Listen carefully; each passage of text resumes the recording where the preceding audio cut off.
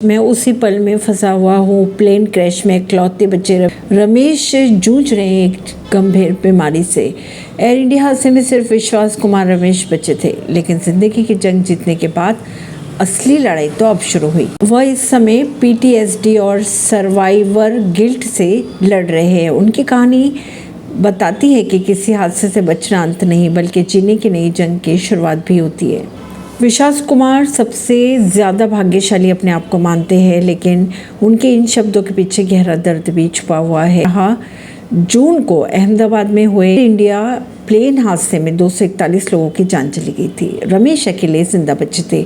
उसी फ्लाइट में उनके छोटे भाई अजय भी थे, जो महज कुछ ही सीट दूर पर बैठे थे।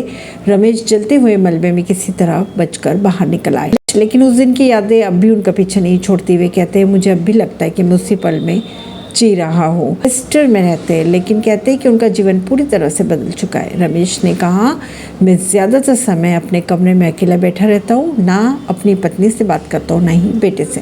परवीन अर्शी, नई दिल्ली से।